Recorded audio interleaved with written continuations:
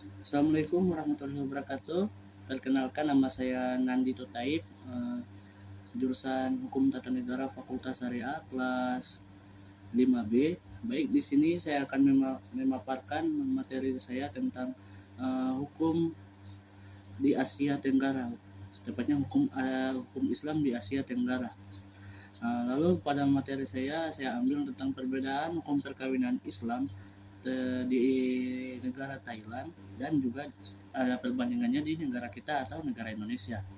Baik, langsung saja.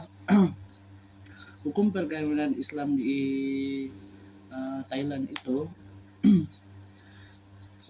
hampir sama dengan hukum-hukum perkawinan yang ada di negara-negara yang mayoritasnya Islam.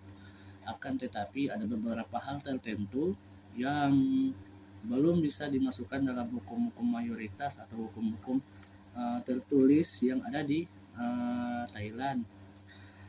Dan juga hukum di Islam itu lebih ke spesifik di Thailand itu ke bagian selatan, karena pada wilayah di bagian selatan Thailand itu pernah dijajah oleh kerajaan Melayu, dan pada saat itu kerajaan Melayu itu rajanya itu tidak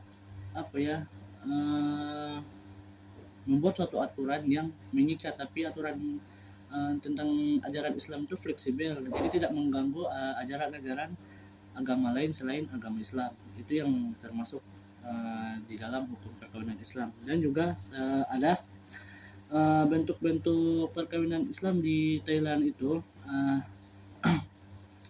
itu misalnya dalam hukum-hukumnya itu menggunakan buku 5 dari The Civil and Commercial Law. Itu yang digunakan untuk mayoritas agama lain selain Islam, mayoritas yang memiliki agama lain di Thailand. Tapi jika kita lihat lagi di minoritas agama Islam di Thailand, ada juga aturan-aturan yang mengikat tentang perkawinan Islam itu sendiri. Misalnya ada Family Law and Interest Law. Itu mengatur tentang mayoritas umat Islam tentang pernikahan, ada di situ juga diaturnya. Lalu timbul juga sebuah pendapat saya tentang pernikahan itu adalah sesuatu hal keajaiban yang terjadi dalam seumur hidup. Jadi sangat sakral dalam hidup seseorang itu untuk melaksanakan suatu pernikahan. Juga ada perkawinan yang diatur dalam aturan-aturan yang ada di negara Thailand. Misalnya ada 2 jenis pernikahan yang diatur dalam Thailand itu, misalnya perkawinan sejenis. Yang kita ketahui kalau misalnya perkawinan itu di Indonesia otomatis tidak bisa diterima, kan begitu. Lalu perkawinan beda agama. Nah, jadi kita akan masuk di peraturan-peraturan yang kompleks tentang yang saya katakan tadi. Umumnya pernikahan minoritas Islam di Thailand itu kurang lebih sama dengan pernikahan yang ada di negara kita atau negara Indonesia. Sama-sama harus memiliki wali beragama Islam, rasional, dan juga ketentuan-ketentuan yang diatur dalam agama Islam. Itu menjadi suatu tolak ukur atau patokan minoritas umat Islam yang ada di Thailand untuk melaksanakan suatu proses pernikahan jika dilihat dalam bentuk agama Islam. Dan juga ada beberapa kasus yang kalau dilihat dari perbandingan hukumnya kita di Indonesia dan di Thailand, itu ada misalnya perkawinan sejenis, homo atau lesbi.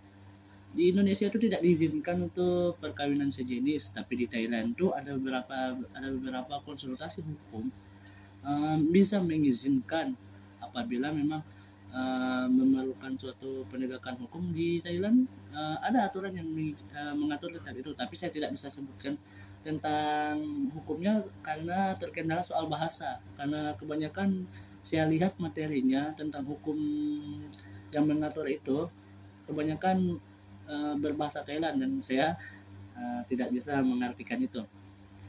Lalu Syarat-syarat perkawinan hukum Islam tentang pernikahan itu kurang lebih sama antara Thailand dengan Indonesia.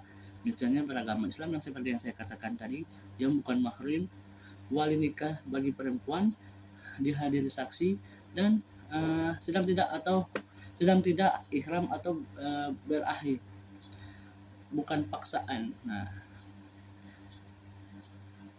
jadi masuk dalam kesimpulan materi saya pada hari ini, apabila penjelasan saya kurang jelas tentang pemaparan materi saya atas nama pribadi memohon maaf, karena setiap manusia tidak luput dari kesalahan. Kesimpulan yang saya ambil dari pemaparan materi saya, beberapa isu tentang perkawinan minoritas di negara Thailand tuh adalah sistem yang mengaturnya, begitu juga di Indonesia. Jika ada suatu perkawinan itu perkawinan sangat sakral, maka itu jagalah pasangan atau jagalah hubungan antar pernikahan suami istri itu agar tetap harmonis, sehingga tercapainya hubungan rumah tangga yang sakinah mawaddah warahmah. Terima kasih. Lebih dan kurangnya saya mohon maaf.